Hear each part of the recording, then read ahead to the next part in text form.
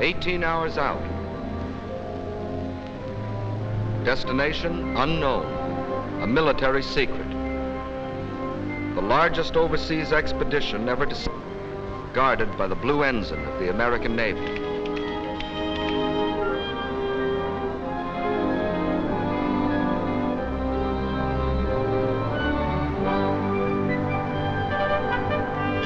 Southwards from Britain, some 3,000 miles away, an even greater convoy, twice the size, moves in its appointed place across the seas, shielded by the white ensign of the British Navy. Destroyers in close support, cruisers on the flanks, and beyond the horizon, the battleships. From the decks of aircraft carriers, and from the shore, planes of the Fleet Air Arm and Coastal Command patrol the skies and search the seas, advance outposts of an elaborate protective screen. East-northeast, the American convoy. Southwest by west, the British. Nothing like these two armadas had disturbed the waters since the world was made. This is a combined operation. An operation that began some 4 months earlier in Washington, D.C. The President of the United States welcomed the Prime Minister of Great Britain. The gravity of the moment had brought them together. The lights burned all night that night in the White House, where the two leaders met with their combined chiefs of staffs. For this was the picture taking all too definite form in the minds of the civil, military, and naval leaders now locked in secret conference. Two Axis spearheads were headed east. In the north, von Bock was hewing his way through the Ukraine to the Caucasus. In the south, Rommel was driving toward the Egyptian border. These two spearheads were intended to meet in Iran and head eastward towards India.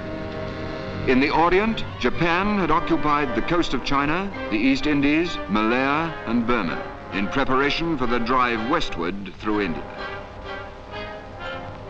If these two enemy spearheads were allowed to meet, Russia and China, except for their remote Arctic ports, would be completely isolated. Japanese raw materials and German production would be combined. The peoples of Europe, Asia, and Africa, 7/8 of the world's population, would be enslaved. By morning, a decision, both bold and revolutionary. Bold because in this, our darkest hour, we dared to take the offensive. Revolutionary because that offensive was conceived, planned, and executed by the peoples of two nations. The time and the place had been agreed upon. The code name for the combined operation was Acrobat. The two great elements were time and secrecy.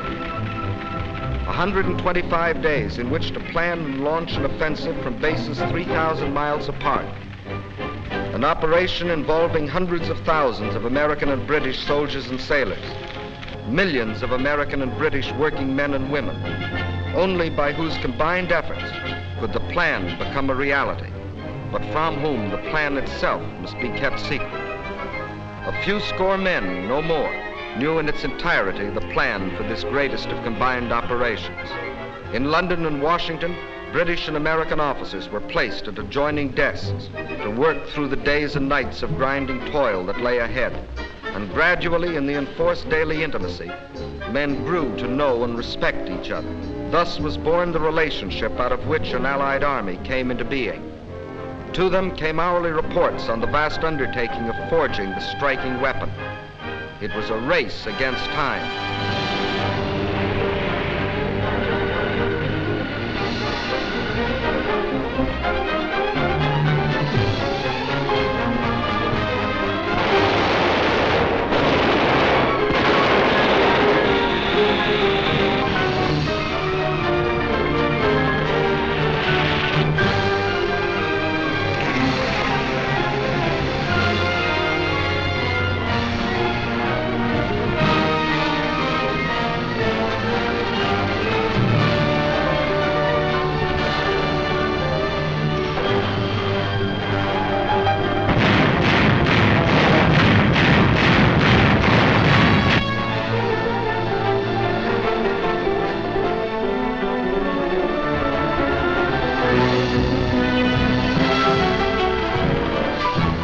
United States men and supplies poured eastward toward the Atlantic seaboard.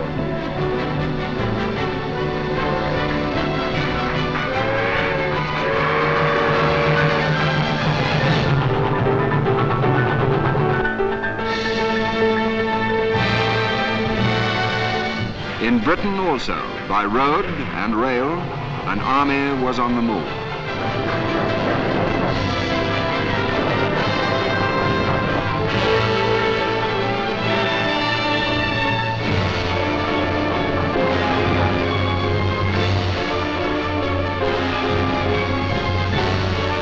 By day and night, the dockers worked. Records were broken in tonnage put aboard in one ship. For every soldier, British and American, 10 tons of equipment.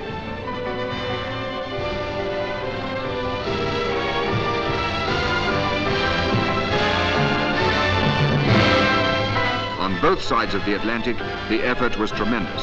Guns, trucks, aircraft, petrol, water, food, barbed wire, locomotives. Of ammunition alone, we shipped 520 different kinds.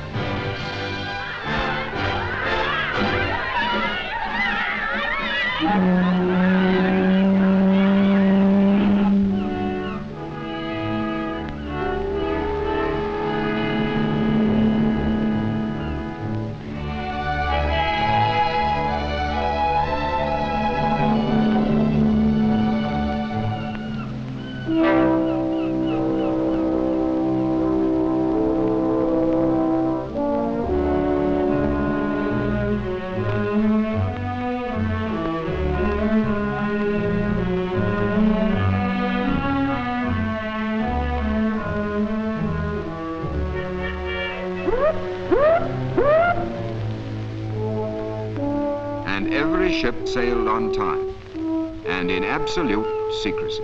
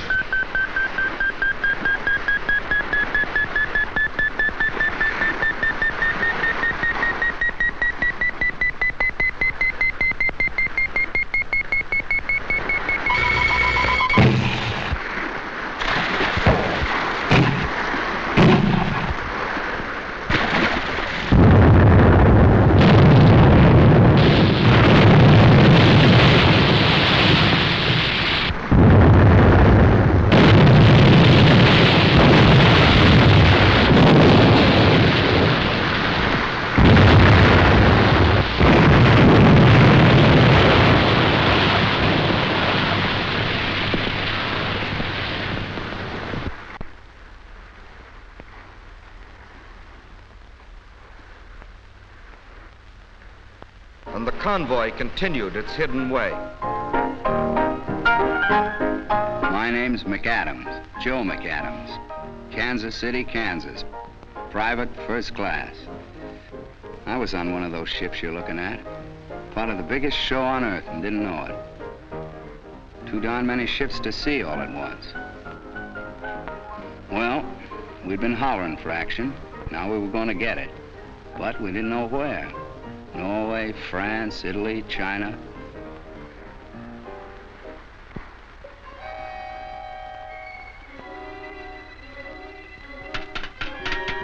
Finally, on the 5th day, we got the news. I mean, what we'd been waiting to hear. They handed out little guidebooks. I remember the first line. You are to do duty in North Africa as a soldier of the United States. Gave me kind of a kick.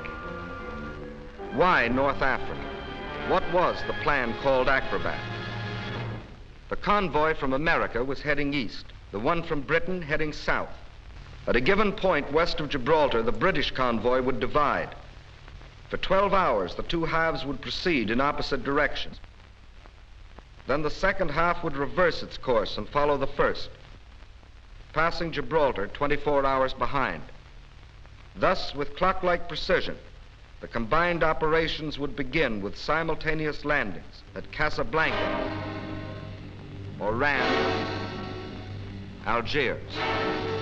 Casablanca to protect our flank against an Axis attack through Spanish Morocco. Oran and Algiers to secure bases from which to press eastward. Then the occupation of Tunisia, from which we could cut Rommel's supply lines across the Mediterranean. Next, to trap and destroy Rommel's Afrika Korps between our allied forces and the British Eighth Army. Thus, one arm of the Axis pincer would be amputated, and supply lines round the Cape of Good Hope would be shortened by half through winning control of the Mediterranean. North Africa would be ours, with bases from which to stab at the heart of the Axis citadel. Those were the main objectives of the plan called Acrobat. In both convoys, the men kept fit, now knowing the task that lay ahead. For most of them, this voyage was a new experience. They'd never been so far from home before. That's certainly true of me. My name's George Metcalf. I was a greengrocer in Civvy Street. We had a shop a long time. Only we're a military family, really. My dad was at Passchendaele and I was at Dunkirk. Never met such a collection of blokes as we got on this ship. Chaps from Glasgow, New York, London, Melbourne, Cape Town, Montreal, Chicago, Birmingham, Wellington, Bethnal Green, the whole issue. I reckon it's about time this team of internationals got cracking. When I was peeling spuds just now, I made up quite a letter to my girl, all about the way these ships zigzag and about flying fish and whales. Of course, we haven't seen any yet, but I reckon she'll like to know I'm enjoying myself. And now I got something else to tell her too. The best news for a long time. They just put it up on the ship's board.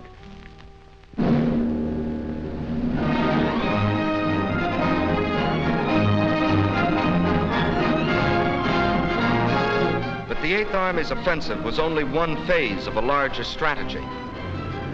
Included therein, the bombings of Genoa, Naples, Turin, precision bombings of the Renault factory turning out Rommel's tanks. All these are part of the plan called Acrobat, of which the enemy still knew nothing. Nothing of the submarine trip to Africa by General Mark Clark, with a message to be smuggled into France. Nothing of the arrival at Gibraltar of General Eisenhower, where he was joined by General Henri Giraud, who had received General Clark's smuggled message. The enemy knew nothing until the last possible moment, when the first half of the convoy from Britain steamed past the fortress of Gibraltar. It was at night that the ships passed through the straits. The time had been carefully chosen, for here in narrow waters, attack seemed certain. Aboard ship and on the rock, everyone stood to, but the ships moved steadily on. It was as though, for the moment, the enemy's sword had fallen from his hand through indecision. This time, it was in Rome and in Berlin that the lights burned all night. For the first time since the war's beginning, somebody else was calling the tune. But before the enemy could collect its wits or its forces, our ships lay, as planned, off their appointed destination.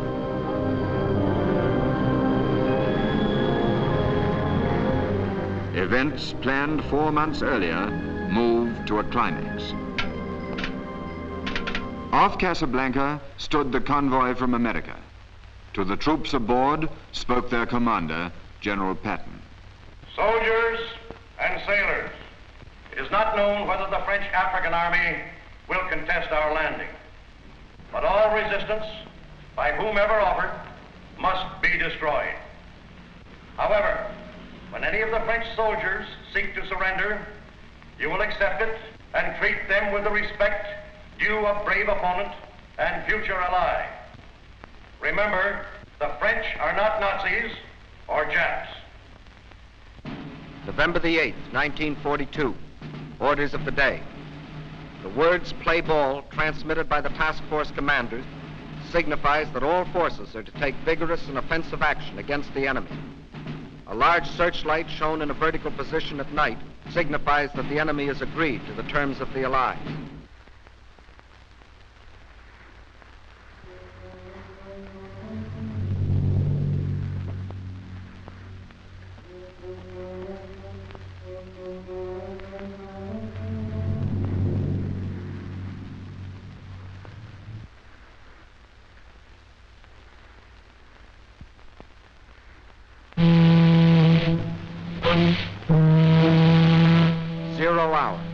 From America, the President broadcast by shortwave.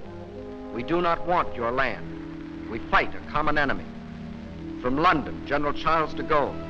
Do not resist. From Gibraltar, General Giraud. We welcome the Allies to French soil. How would these pleas be answered?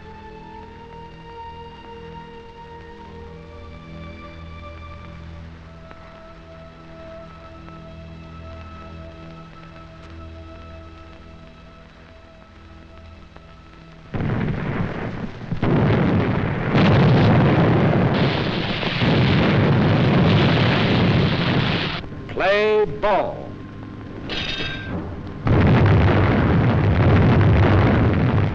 Fight was on at Casablanca. Meantime, at Algiers, our landing craft also met fire from shore batteries, which were soon silenced by ships of the British Navy.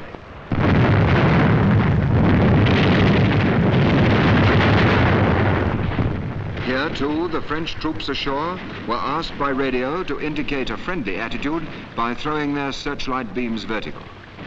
It wasn't long before, here and there along the coast, searchlights were seen pointing to the heavens. As dawn broke, fighter planes from Gibraltar, fitted with extra fuel tanks, took off without even waiting to hear whether the landing fields at Algiers had been captured. By 7 a.m., resistance at Algiers was finished. British and American troops had landed east and west of the city, penetrated 10 to 15 miles, and held the heights and all vantage points. In Algiers, on that famous November the 8th, was Admiral Jean Dallon, French Vice Chief of State under Marshal Pétain. It was after consultation with him that the French commanding general agreed to surrender the city. Meanwhile, at Oran,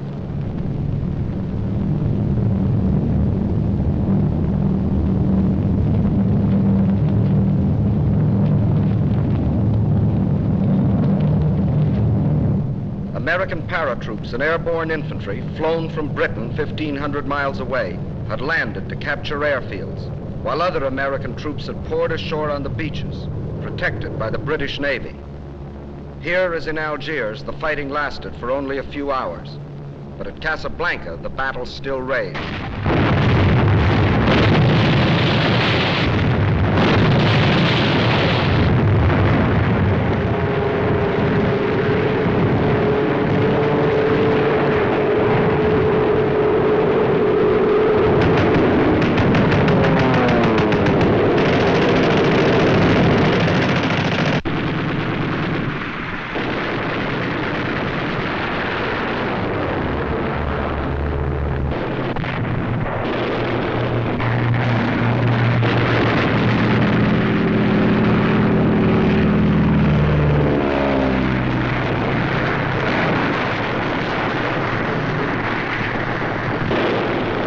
Shore batteries and the heavy guns of the French battleship Jean Bart and several cruisers, destroyers, and gunboats put out a devastating fire.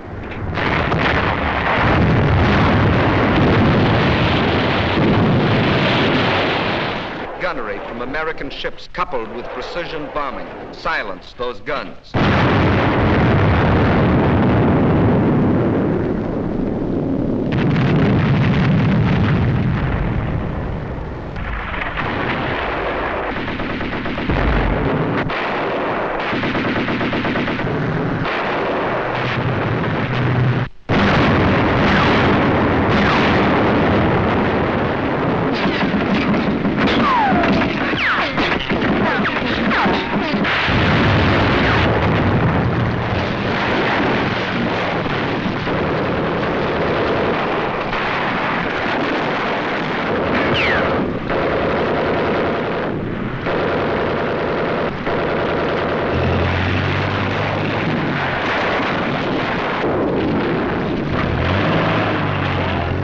Tracking inland from the beaches north and south of the city, shock troops cut the railways, other lines of communication, then converged upon the town.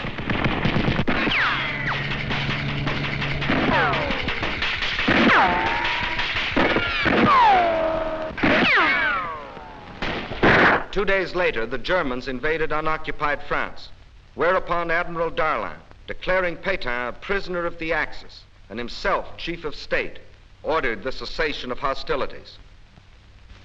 In proof of the surprise of our landings, German armistice commissions were caught flat-footed in each city. Their jobs, to bleed North Africa of her raw materials and farm products. The people of North Africa were evidently not sorry to see them go.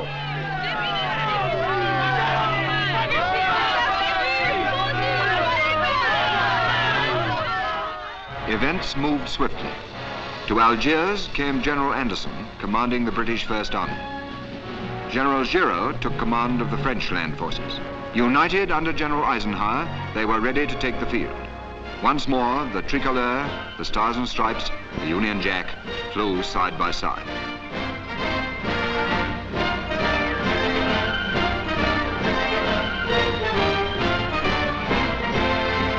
But the enemy had lost no time. Across the Mediterranean, by sea and by air, he was pouring men and equipment into Tunis and Bizerta. Despite this, we determined to start the campaign at once, hoping to reach the distant cities before the enemy's grasp had become too strong. This was a bold decision, for the British First Army was as yet little more than one division, and the bulk of the American forces were needed to safeguard our position in Morocco. We had other disadvantages. Roads were poor, railways inadequate.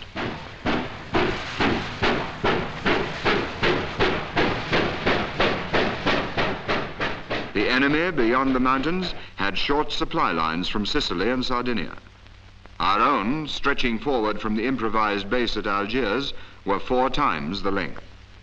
Even more important, we lacked as yet forward airfields, whereas the enemy in Tunisia had all the permanent airfields he needed. In less than a month, the weather would break. Could our slender force, in the last days of autumn, achieve a flashing success against time and a stronger enemy? With immense energy, the attempt was made. By road, Allied infantry, tanks and artillery moved towards the hills. By rail went General Giraud's men with mules for mountain transport. By air flew British and American parachutists to capture suitable ground for airfields and the tactical points nearby.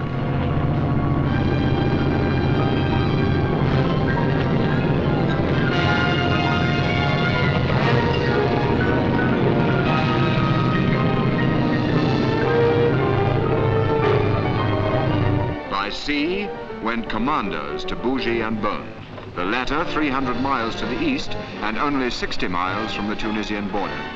Here, the airfield which our parachutists had taken was already under attack from the Luftwaffe.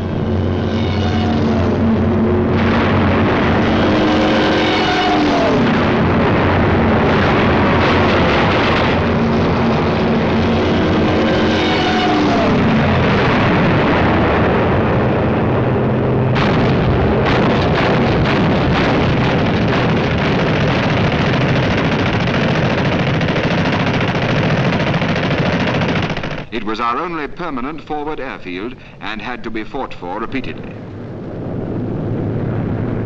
In 3 columns, we advanced towards Tunis and Bizerta. And still the enemy poured into Africa. By mid-November, 1,000 a day. Among them, Marshal Kesselring, Mediterranean Commander-in-Chief, the man who had made his name infamous at Warsaw and Rotterdam. November the 18th. 10 days after our first landings, our mixed force of Allied troops had crossed the frontier into Tunisia and skirmishes were frequent.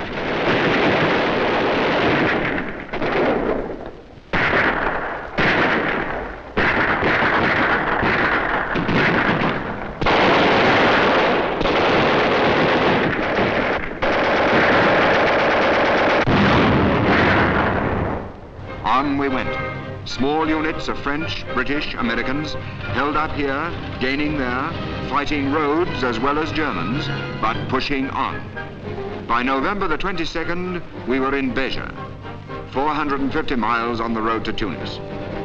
News came that 30 miles on, the French, under General Barré, were holding Mejes el Bab against the Germans. The French were fighting stubbornly, equipped with little more than machine guns and rifles.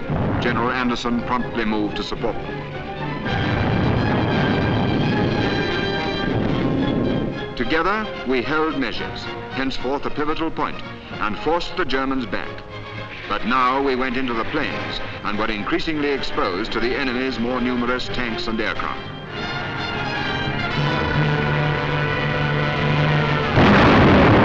November the 25th, the first real tank clash.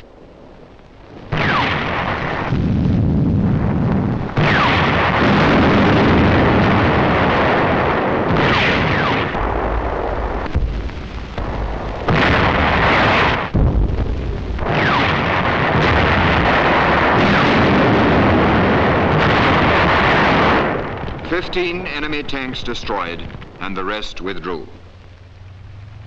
And on we pushed towards Tunis and Bizerte, racing against time and the weather. 60 miles from Bizerte, 50 miles, 40 miles. Our supply lines inexorably thinning, our reinforcements fewer and fewer. 30 miles from Bizerte, 20 miles, 18 miles from Tunis, 16, 15. And from the hills, our patrols saw the city. But now the enemy attack rose to a crescendo.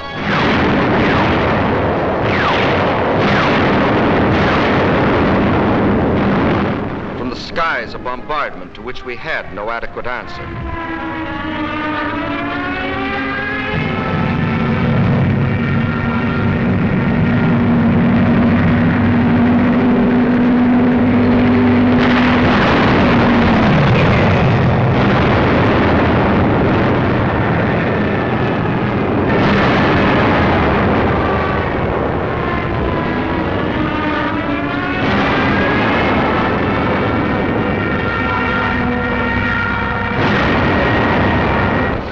Supplies were far outrun, our casualties heavy.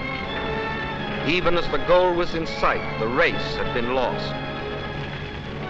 This first thrust, this adventurous gamble had failed. We fell back to the protection of the hills.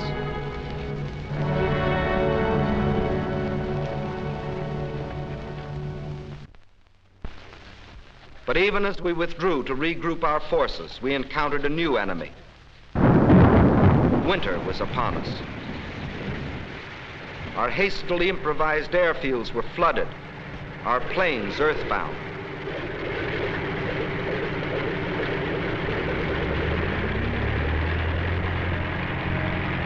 The roads became running streams.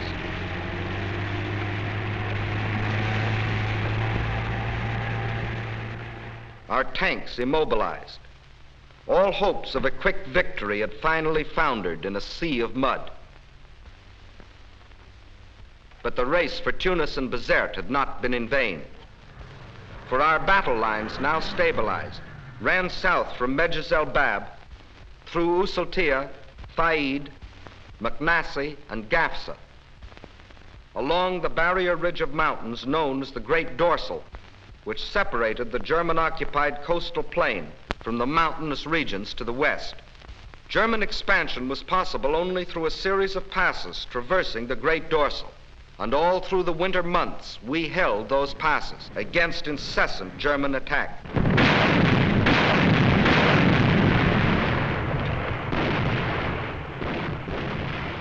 This was the period referred to by the world as one of military inactivity.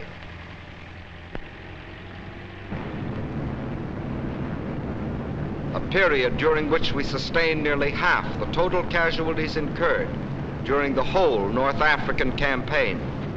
That's right. When you read in your papers about lulls that don't apply to George Metcalf and the poor bloody infantry, never did. We were on the job every night, patrols in the hills and in the woods.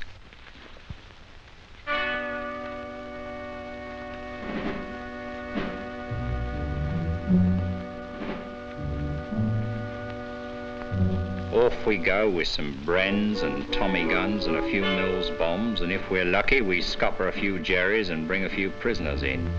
Old Fred Parker's the best. He was a poacher. That's second nature to old Fred.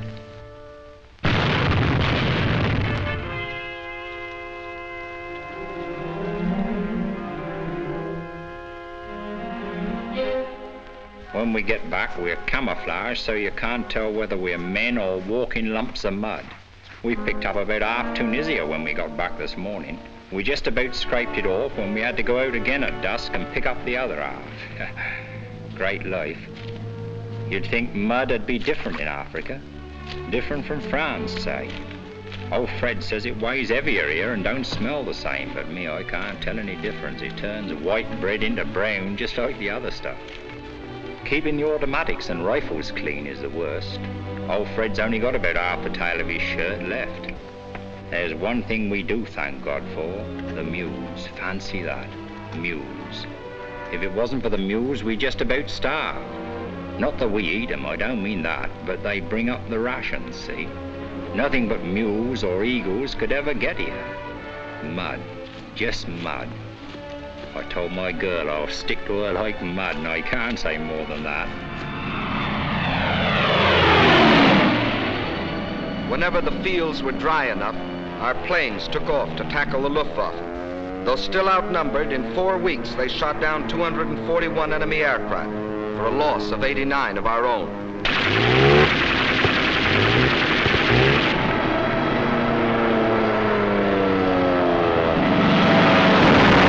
Further back, day after day, the Strategic Air Force was taking off to kill the enemy's effort at its starting point.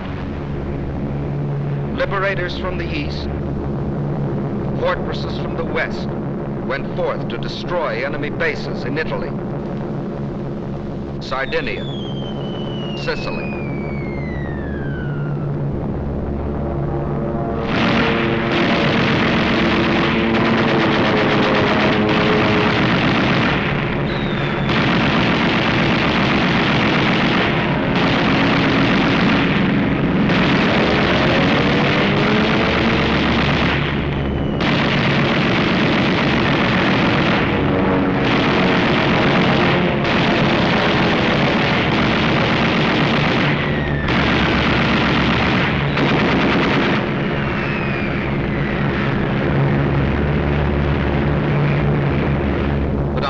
No offensive could be launched until spring. Against its coming, there was to be on either side of the great dorsal a building up of power.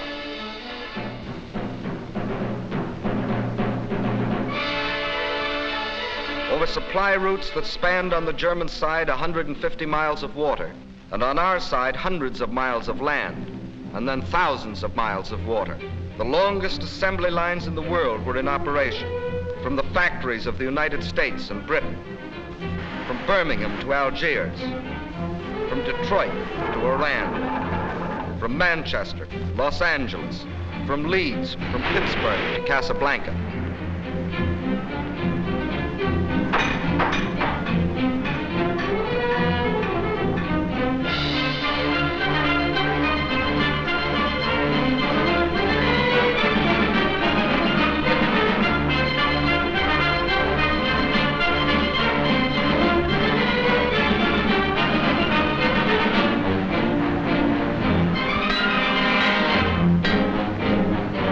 Whole trains were assembled on the spot, loaded with freight and sped forward. The South Atlantic became an airway as well as a seaway. From Brazil, flights of P-38s equipped with extra fuel tanks were flown across the seas. Each flight led by a flying fortress which provided navigation. From Gibraltar, aircraft which had been brought by ship from Britain and reassembled on the Rock were flown off to Tunisia. Nearly 1,500 planes reached the front by this route.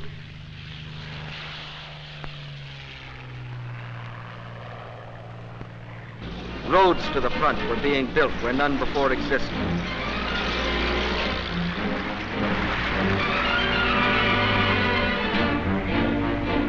On wet, still unfinished landing strips, giant planes sat down with cargoes of materiel. Our reservoir of power was filling up.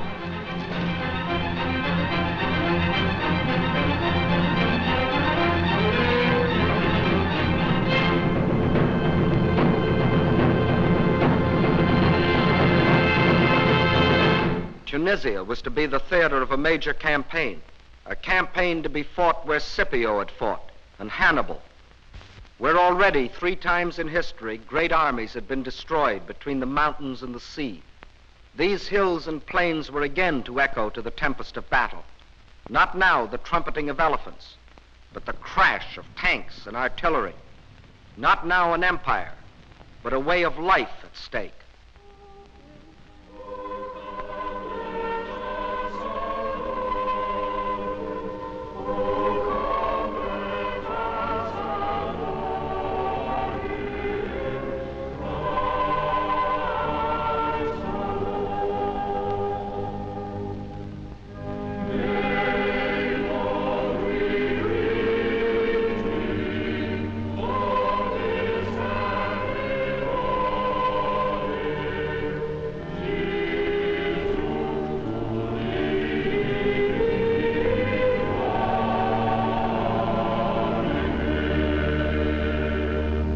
On this Christmas 1942, our soldiers and airmen in Tunisia and the Western Desert gathered together in little churches or under the open sky. And doing so, they thought of their homes and loved ones, hundreds or thousands of miles away. Our soldiers' thoughts were of New York and the Middle West, of the cities and villages of France, of the plains and hills of India, of homes in Cape Town and the African veldt, or among the snows of Canada, or in the Christmas sunshine of New Zealand and Australia, and among the fog and rain of London and Edinburgh. And they thought of their comrades who had already been killed, and of the cause for which they had been killed, the cause that had brought all of them across the seas to fight, the cause of liberty and tolerance and dignity and peace, and of how the horizon was brightening a little as though a new day were being born.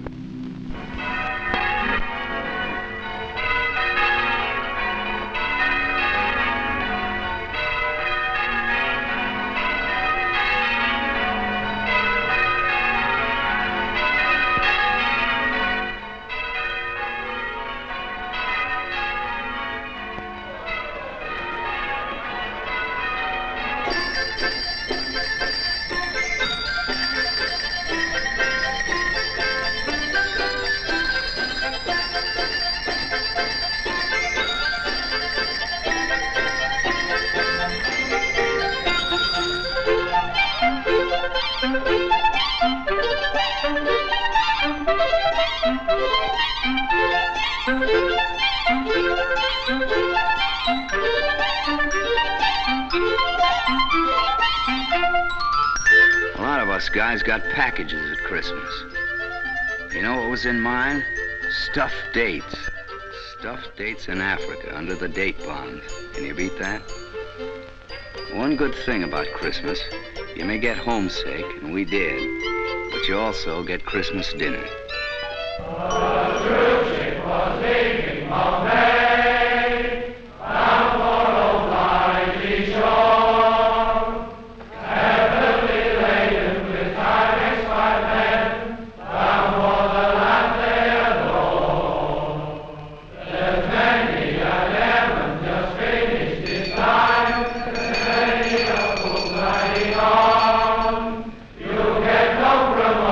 This side of the ocean, so cheer up, my lad, bless them all.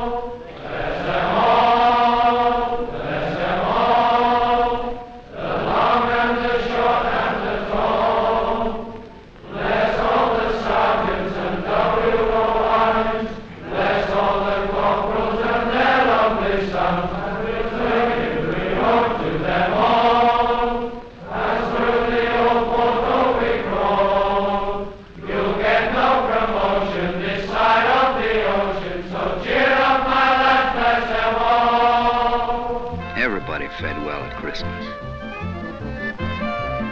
including the pets.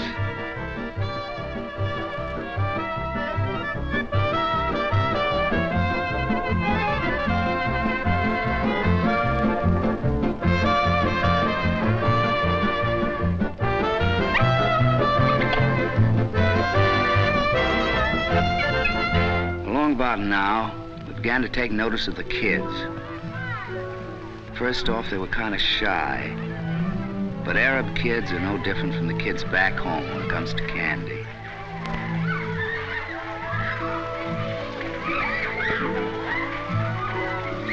A lot of them looked about half-starved. The Germans had picked the land clean. So we gave half our milk ration to the Red Cross, and they ladled it out.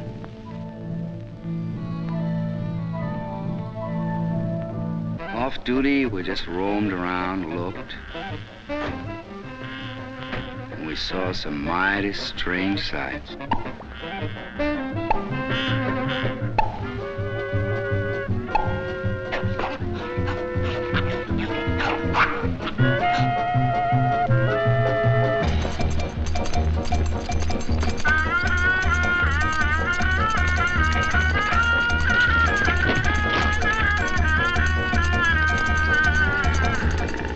What the Moorish girls looked like behind the veils. Wondering was about as far as we got. One Sunday, the middle of January, we were hanging around, catching up on the news from home, when we were routed out for assembly. They told us to polish our brass and shine our leather. Some of us said, "What's the big idea?" Well, we found out. And you could have knocked me over with a tank. It was the Prez himself, riding along in a Jeep.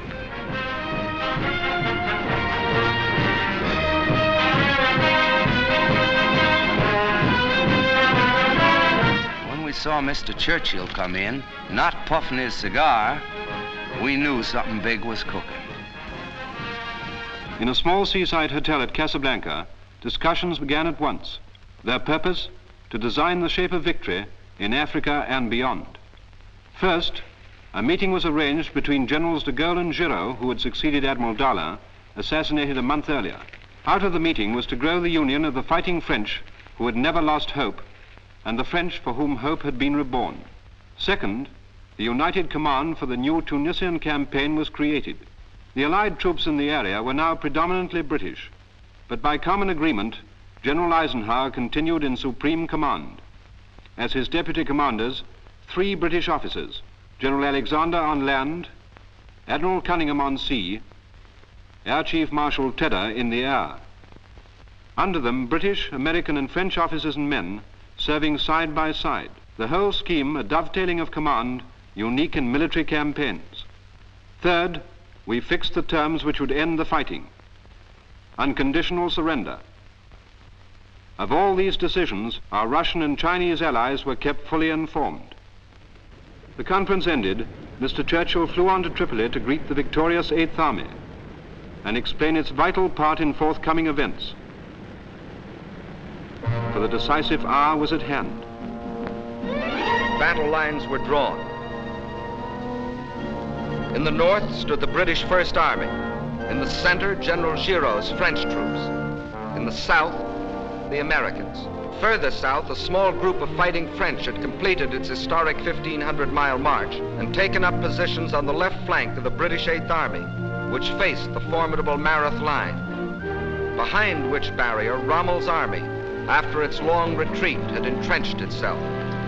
Tunisia was gray with German troops, 15 full divisions.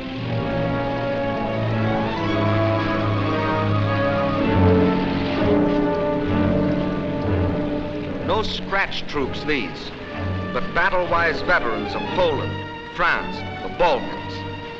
They, together with 7 Italian divisions, were armed with the most modern types of equipment, including the newest fighters and bombers of the German Luftwaffe.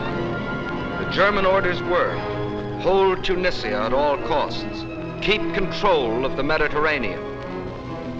Rommel, standing behind his Mareth line, saw that he must soon be faced with an attack in the rear from the Allied armies along the Great Dorsal, as well as an assault by the 8th Army at Mareth. He therefore struck first, in an endeavor to remove the menace behind him. On February the 14th, the blow was struck. Heavy armored columns burst out of Faid Pass in the mountain barrier and through into the valley beyond. In the face of their onslaught, Allied armor withdrew with heavy losses. By the 21st, the enemy had forced his way through the Kasserine Pass, and his armored columns were advancing in a three-pronged thrust. One main column aimed at Tabessa, our supply base in southern Tunisia, and another at Thala, key town in our lines of communication. Almost within sight of his objective, he was halted. American, British, and French forces all stood immovable against the final impact, and in counterattack broke it, while Allied air power pounded Rommel's lines of communication and supply. The threat was ended. Advancing past destroyed German armor, we reoccupied Kasserine Pass, and by March the 17th, the original battle lines had been restored.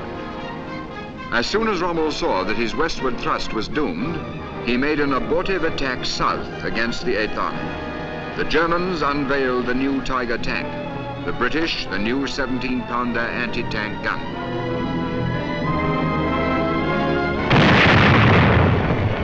"52 Tiger tanks were left burning hulks. From then on, the initiative was ours." Of the various strategies which might now be employed against the enemy, General Eisenhower chose one which envisaged the entire military situation in terms of a cylinder. The western wall, Allied land forces along the Great Dorsal. The northern and eastern, Allied air and sea power concentrated in the Mediterranean. The seaports of Tunis and Bizerte were to act as the intake valve, through which those enemy troops that escaped the devastating attacks of planes and submarines based at Malta were to be sucked into the cylinder.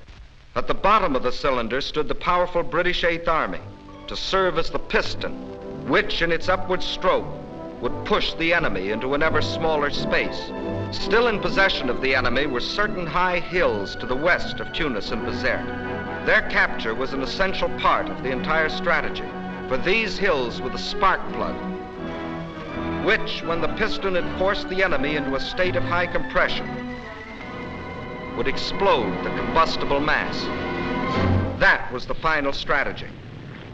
To succeed, perfect coordination would be necessary between land, sea, and air forces. The Northwest African Air Force, commanded by General Spaatz, was divided into 5 major groups, of which 3 were combat. The Strategic Air Force, under General Jimmy Doolittle. These were the big boys, the long-range bombers, pounding away at enemy bases and shipping. The Coastal Air Force, under Air Marshal Lloyd. Day and night fighters, these, protecting ports and convoys. And finally, the Tactical Air Force, a new conception of air power developed by the British in the Middle East. All fighters and attack bombers, British and American, were placed under one command so that we could strike with the full force of our flying artillery when and where it would do the most good. Air Marshal Cunningham in command of this group and General Alexander in command of all ground forces lived and worked side by side in a tent camp in the Tunisian mountains. Theirs was a complete partnership, and in it lay the pattern of ultimate victory. By the middle of March, the stage was set. The first move was up to Air Marshal Cunningham.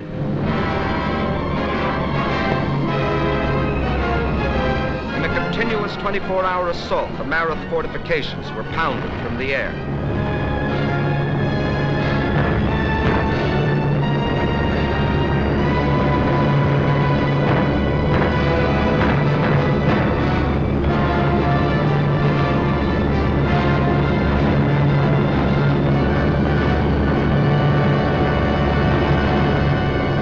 Then General Alexander gave the signal for the piston to begin its upward stroke.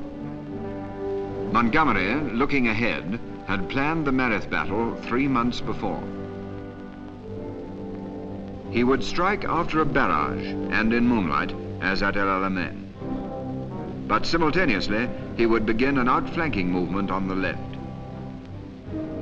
The frontal blow had to cross a gorge, the Wadi Zigzag, and create a bridgehead under cover of which tanks and artillery could cross the Wadi before the enemy's counterattack in force could be made.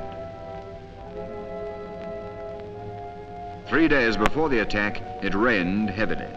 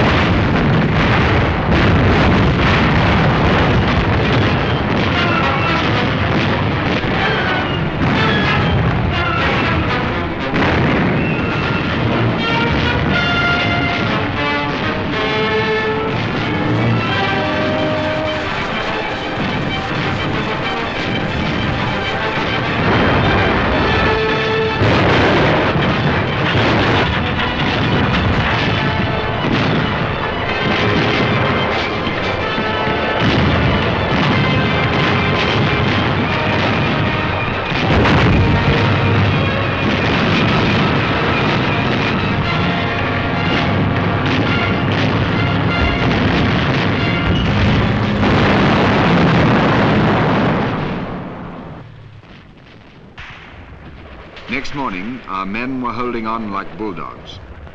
Only 4 tanks had got across, but with these and their own arms, our infantry kept the bridgehead intact. The enemy, fearing another El Alamein, now withdrew armor from other sectors and threw it in.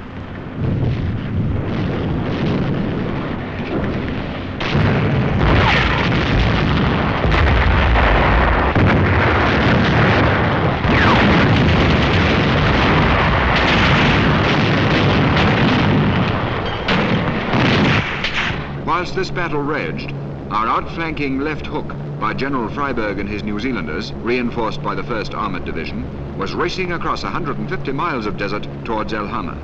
The blow was now struck by 50,000 men on the ground and by bombers, fighters and tank busters from the air.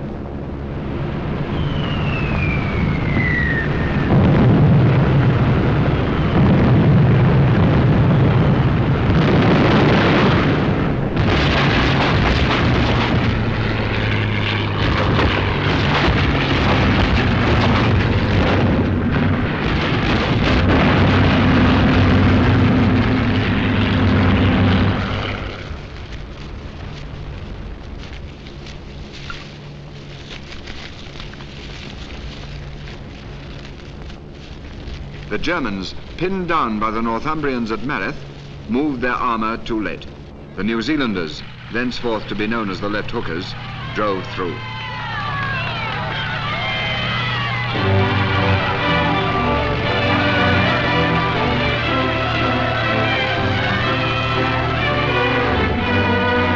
The Mareth line had been turned. The piston was on the move. Its speed made possible by the feats in road building of the South African engineers.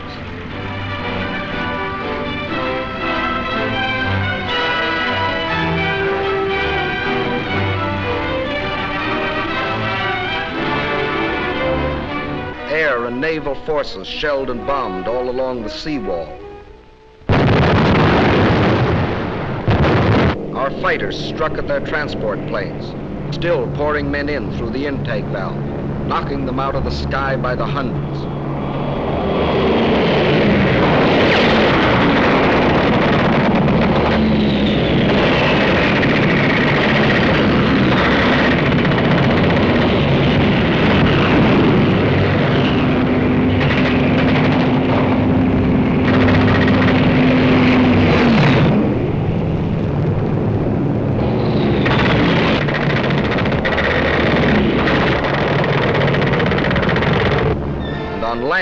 The British First Army was a constant threat in the north, while in the center the French had attacked at Pichon, and further south the Americans had broken through to El Guitar and McNassy, thus enforcing constant pressure all along the land wall of the cylinder.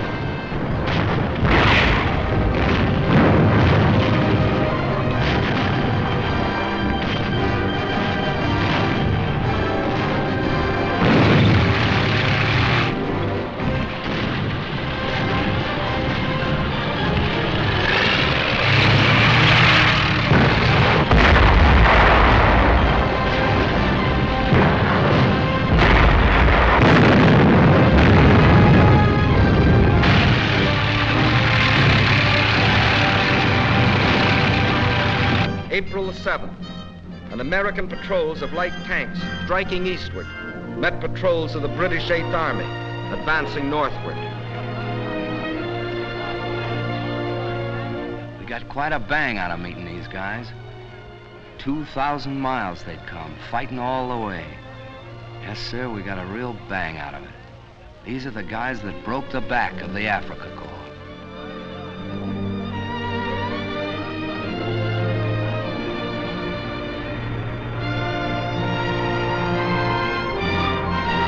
Still, the piston pushed relentlessly on.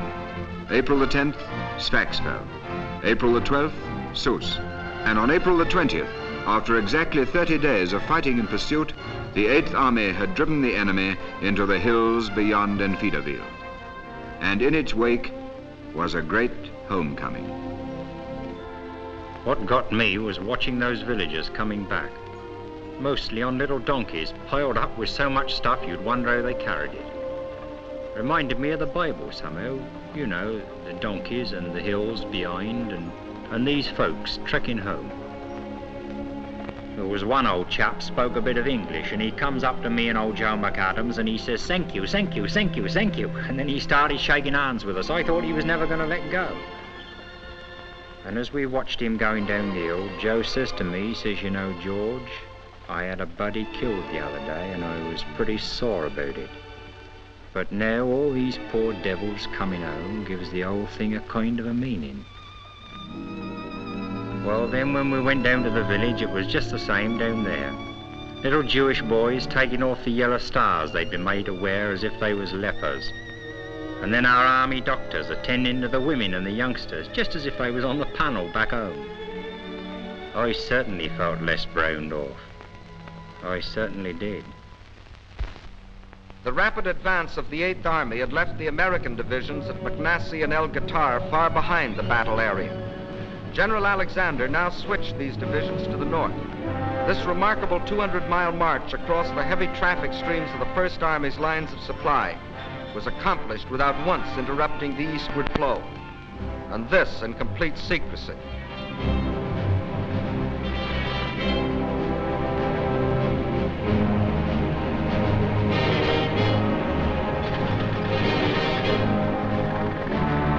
The piston had completed its upward stroke. The desired state of enemy high compression had been achieved. Now to capture the spark plug, the vital hills west of Tunis and Bizerte. This led to a number of major battles, of which 5 were typical.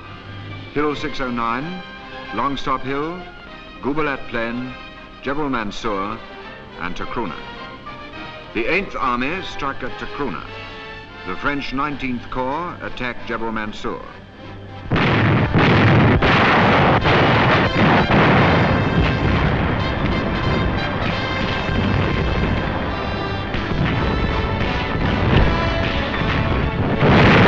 On the Gubalat Plain, the British 6th Armored Division, striking towards Tunis, had drawn upon it most of the enemy's remaining armor.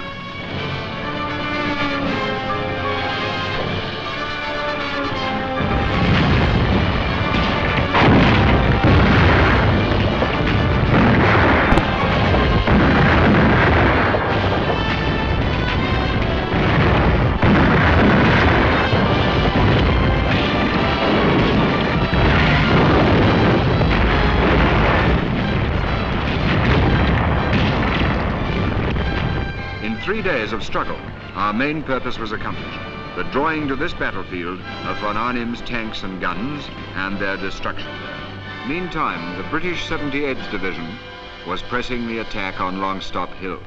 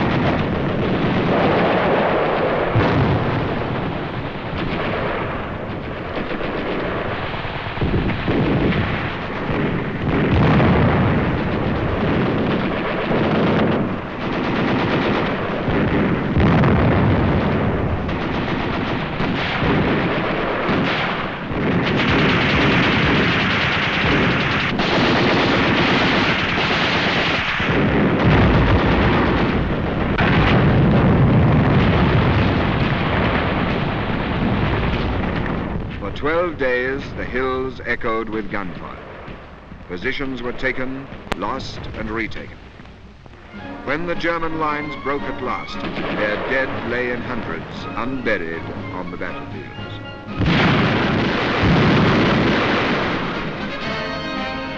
As our infantry went forward, engineers and pioneers built roads across the mountaintops for vital supplies to reach them. In 14 days, they built 11 miles.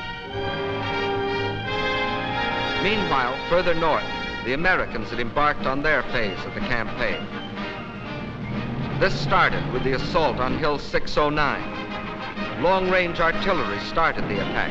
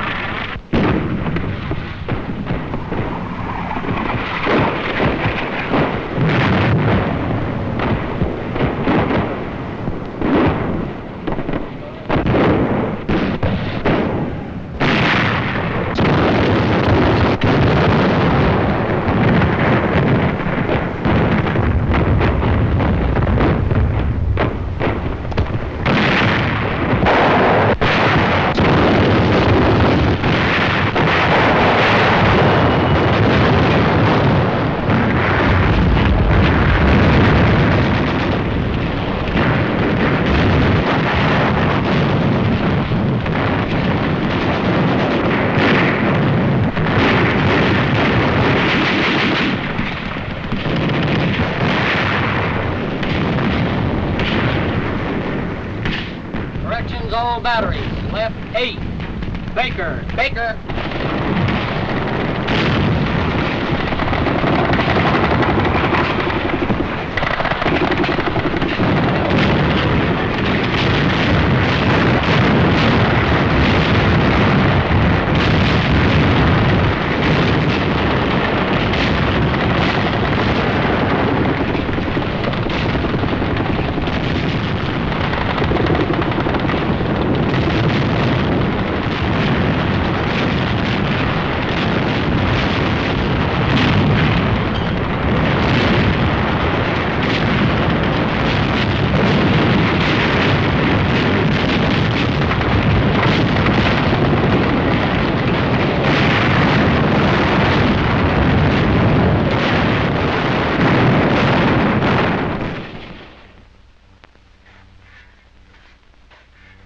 We took Hill 609. There weren't as many of us guys when we got to the top as there'd been at the bottom. But we took it. Thus, one by one, von Arnim's strongholds in the mountains fell. The Germans had been outfought. Now they were to be outwitted. General Alexander knew their fear of the Eighth Army. So he reinforced that fear with heavy bombardments and local attacks from Montgomery's front. At the same time, he secretly transferred the 4th Indian and the 1st and 7th Armored Divisions from the 8th to the 1st Army in the north, whence the main attack was to come. The spark plug was ours, and we were now ready to explode the combustible mass. Now to pour on the power. Now to give the apostles of power an education in the use of it.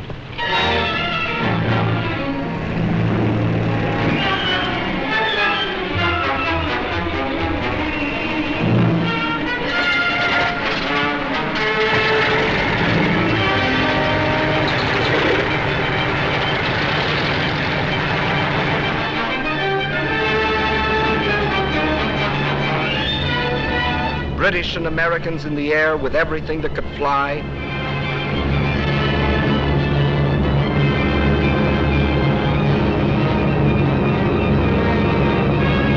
British and Americans on the ground with everything that could shoot.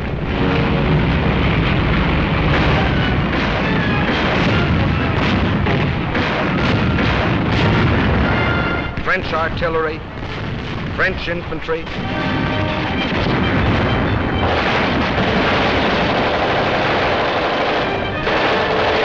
British Navy.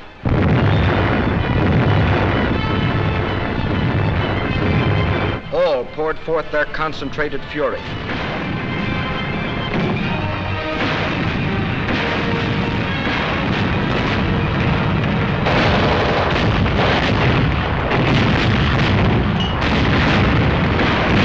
This was blitz warfare such as the inventors of the blitz had never dreamed of.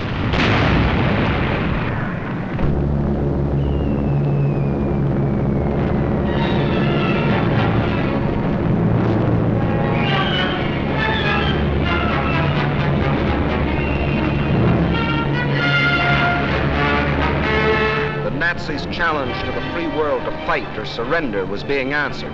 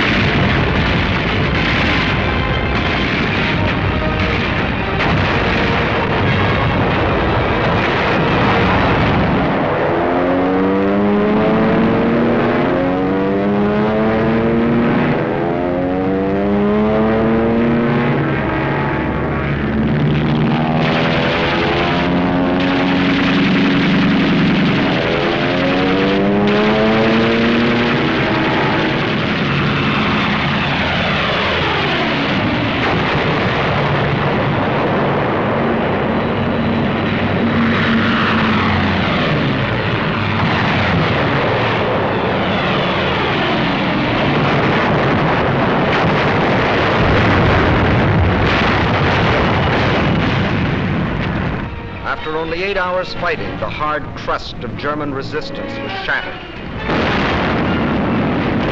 Our armor crashed through.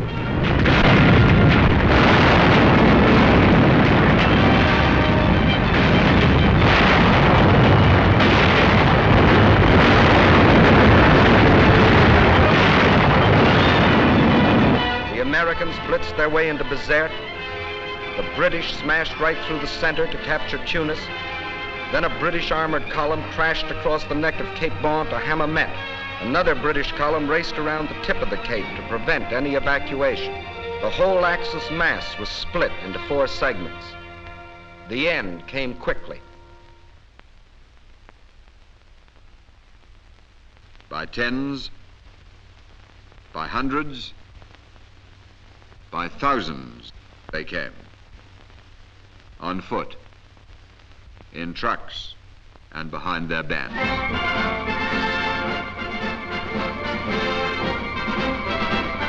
The greatest mass surrender of fully equipped troops in modern history. We had lost nearly 70,000 men, dead, wounded, and missing. 35,000 British, 18,000 Americans, 15,000 French. But for every man we had lost, the enemy lost 5. And at the end, 15 full divisions, 266,000 of their best men laid down their arms. No Bataan this, no Crete, no men riddled with disease and shrunken with hunger, fighting to the last barehanded. Educated in the school for power, they were quick to recognize superior power. And when they did, they quit cold. This is the end of the Axis African adventure.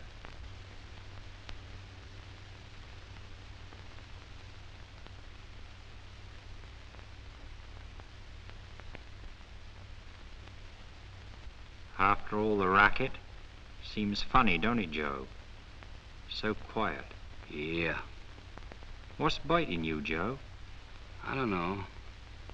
I can't help thinking all the hard work that went into those burnt-out tanks and half-tracks and airplanes. Gone for nothing. Had to be done. Oh, sure it did. But still in all, think of all the trucks and automobiles and things all that junk might have been. I know. Bloody shame.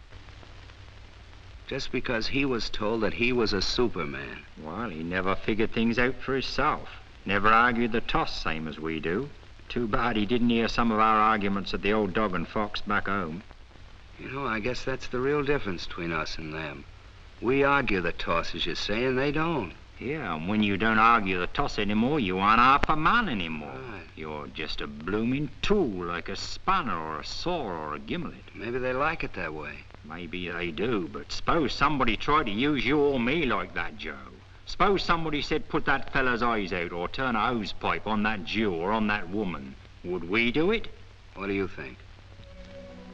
You and me, Joe, we may not always think alike, but we do think.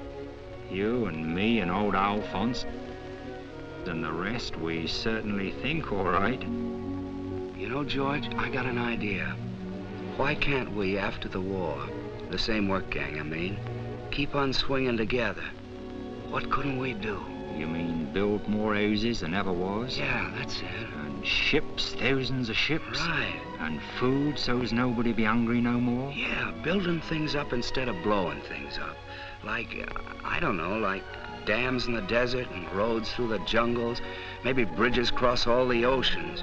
We could do it, I bet you. Yeah, do all the jobs that wants doing and knock the block off anybody who wants to start another war. And bring the smiles back to the kids' faces all over the world.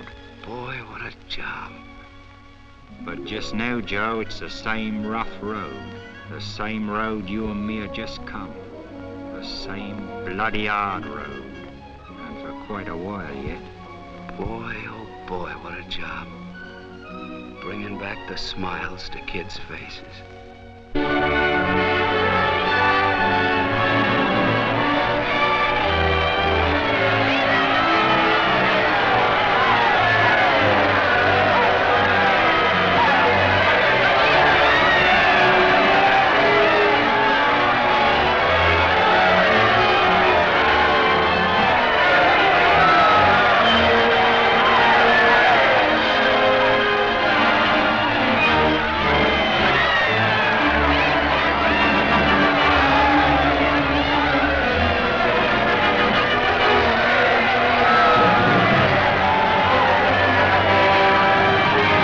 Africa is freed, and Europe that much nearer freedom.